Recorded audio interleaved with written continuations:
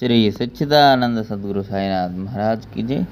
శ్రీ సాయి సచరిత 557వ పేజీలోని 11వ నుంచి ఈరోజు చదువుతున్నాము. 38వ అధ్యాయం.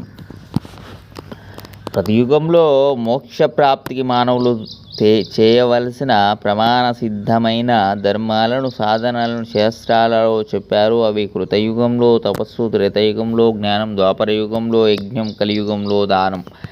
దాన ధర్మాలను ఎల్లప్పుడూ చేస్తూ ఉండవలసినదే. అయినా ఆకలిని తీర్చడం పరమధర్మం. నిత్యం నియమంగా అన్నదానం చేయడం కర్మలలో ముఖ్య కర్మ. మధ్యాహ్నం 12 అయితే చాలు, అన్నం తినకపోతే ప్రాణం ఆందోళన పడిపోతుంది. మనకు వలనే ఇతరులు కూడా అని తెలుసుకునేవారు గొప్పవారు. శాస్త్ర ప్రమాణంగా ఆచరించే ధర్మాలలో అన్నదానం అగ్రగణ్యమైనది. దానికంటే శ్రేష్టమైనది మరొకటి లేదు. అన్నం పరబ్రహ్మస్వరూపం. అన్నంలో నుండే ప్రాణులు ఉత్పన్నమవుతాయి. జీవులను జీవింపచేసే సాధనం అన్నమే. చివరకు జీవులు అన్నంలోనే కలిసిపోతారు. సమయాలలో ఎప్పుడైనా సరే వచ్చిన అతిథులను గృహస్థులు అన్నదానంతో సంతుష్టిపరచాలి. అన్నం పెట్టకుండా అతిథులను పంపివేస్తే దుర్గతిని ఆహ్వానించుకున్నట్లే. వస్త్రాది వస్తువుల దానంలో యోగ్యతను చూడవచ్చు, అన్నదానంలో పాత్రతను చూడనవసరం లేదు.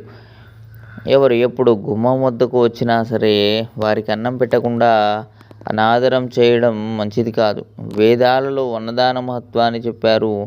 అందుకే బాబా కూడా లౌకిక రీతిని ఆచరిస్తూ అన్న సంతర్పణ చేసేవారు.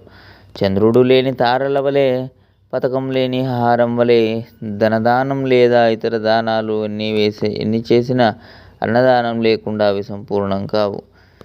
షడ్రసాలలో పప్పు శ్రేష్టమైనట్లు పుణ్యాలలో పుణ్యం అన్నదానం. కలుషం లేని నిష్కరం, తామర లేని మనసు వలె శోభించవు. ప్రేమ లేని భజన వలె, కుంకుమ లేని సువాసిని వలె, సుస్వరం లేకుండా పాడాలనే వ్యర్థ ప్రయత్నం వలె, ఉప్పు లేని మజ్జిగ వలె బాగుగా ఉండవు.